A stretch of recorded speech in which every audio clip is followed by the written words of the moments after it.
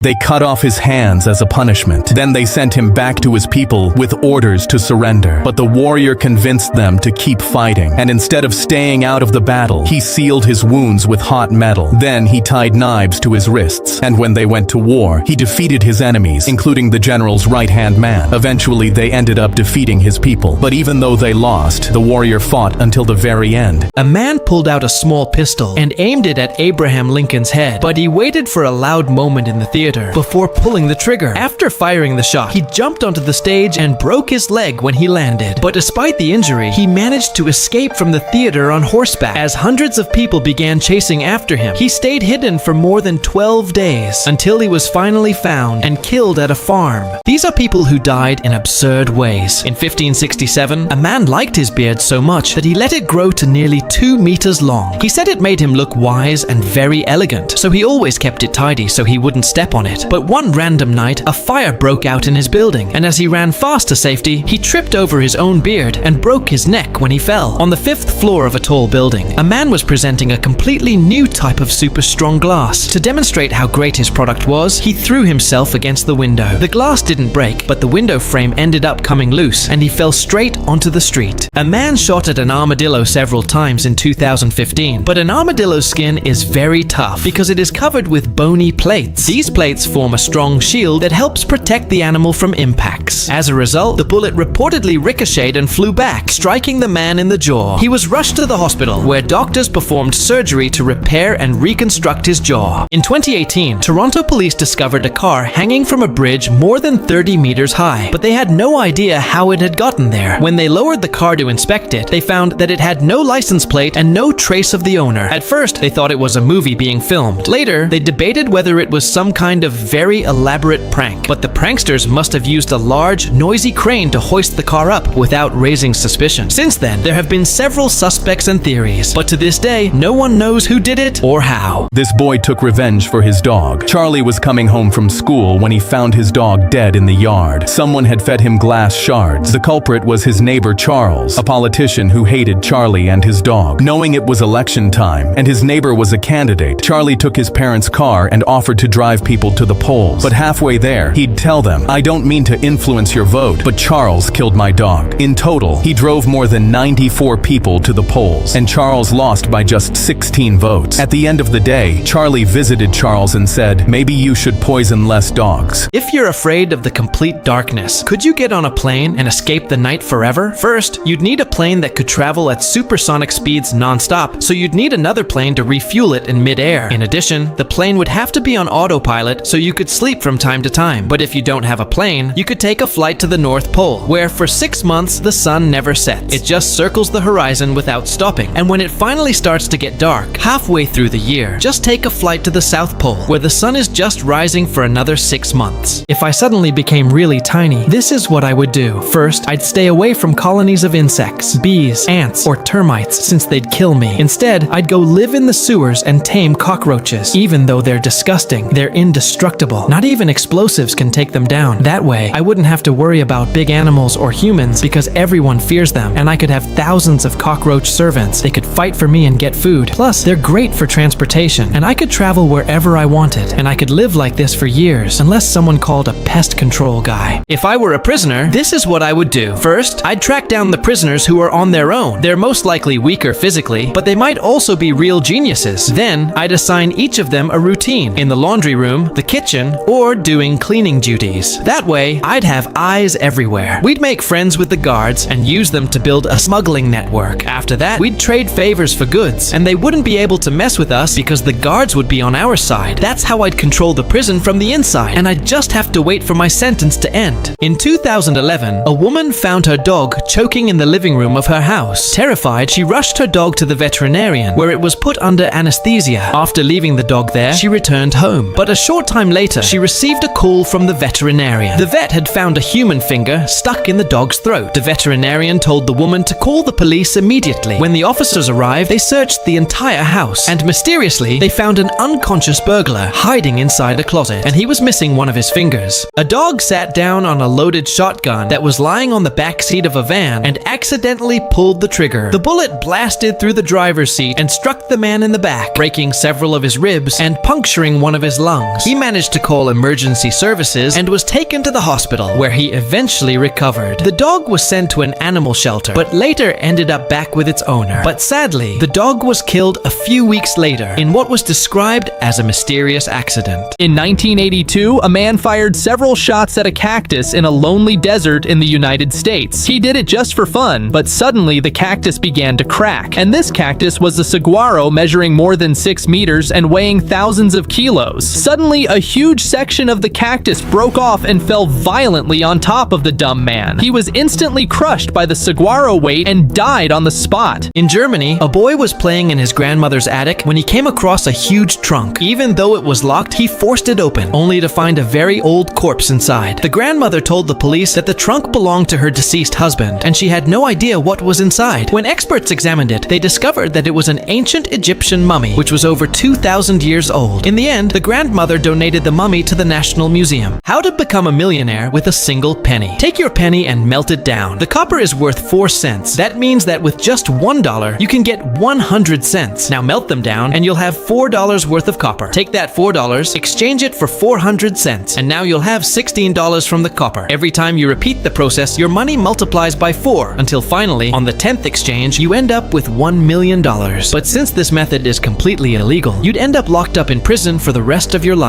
A baby fell into a narrow pipe in the yard of her family's home. She was trapped more than 7 meters underground, and for 56 long hours, rescue workers labored non-stop to save her. They dug a tunnel parallel to the pipe, and then a cross tunnel to reach her. Along the way, they had to break through rocks and strange obstacles to reach her. 24 hours later, rescuers began hearing the little girl singing a Winnie the Pooh song, a sign that she was still alive. Finally, a rescue medic managed to squeeze through the narrow tunnel and bring the girl back to the surface. And the rescue turned little Jessica into a worldwide symbol of hope. A bomb was locked around the neck of a pizza delivery man in 2003. He was forced to rob a bank by the group of criminals who placed the bomb on him. After the robbery, he was told to follow a series of clues to deactivate the bomb's timer. But the clues led nowhere, and the police arrested him while he was trying to solve them. The man begged for his life as the minutes passed by, and the timer was running out of time. But investigators later discovered that the man was actually one of the robbers. His partners had told him that the collar bomb was fake. But when the timer ran out of time, the bomb exploded and killed him instantly. The soldier was shot in the face with a gun, but the bullet hit his forehead, pushing his eye back into his brain, and somehow he survived and managed to escape enemy territory. His other eye swelled shut, and he had to hold it open with his fingers just to see. At the hospital, the doctors were afraid to operate because they believed he would die anyway. But miraculously, the soldier recovered even with the bullet still inside his brain. And over the next 30 years, small pieces of metal slowly came out of his wound, leaving him with a hole-shaped scar right on his forehead. The thief was surrounded by the police, so he put the necklace in his mouth and ate it completely. The police took the man to the hospital emergency room, and an x-ray revealed a pearl necklace inside his stomach. Given that surgery to remove it could be very risky, the doctor suggested a different solution. The police bought 4 dozens of bananas and forced the thief to eat them. The next morning, they took him to the bathroom under supervision, and he defecated the pearls. 4 friends go out to have dinner. The check comes out to $40, so each one pays $10. But the waiter realizes that the total was actually $35 because of a special discount, so he decides to give them their $5 back. He gives each of them $1 and keeps $1 for himself as a tip. Now each friend paid $9, which adds up to $36 in total. If you include the waiter's $1 tip, that comes to $37. So where did the $3 go? If you lie while using a lie detector, the machine will detect both your stress and anxiety, causing a big spike in the graph of the test. But if you place a thumbtack in your shoe before entering the test, you can use it so that you cause the spikes in stress and anxiety, because the pain you feel when stepping on the thumbtack can confuse your brain's responses. And when you tell a lie during the test, the graphs won't detect any spike, and it will look like you're telling the complete truth. If you ever get trapped in a building that's burning, get low to the ground to avoid breathing the toxic smoke. Before escaping, check whether the door handle is hot by using the back of your hand and see if any smoke is coming through the vent. If there is fire on the other side, opening the door could make the fire spread. Instead, look for a window. If you cannot open it, break it and place a blanket over the broken glass before escaping. But if the door feels cool and there is no smoke, open it slowly. Close the door behind you to block the fire and run without looking back. If you're going to the hammer game at the local fair, do this to win. First, you have to do the complete opposite of what you think would work. Your instinct will be to smash it with all your strength, but all that strength is wasted immediately after you strike the target with the hammer. If you don't hit the target perfectly straight on, you'll just land a weak off-target blow. The secret isn't about strength, it's about accuracy. Hold the hammer by the very end and focus on hitting the center of the platform.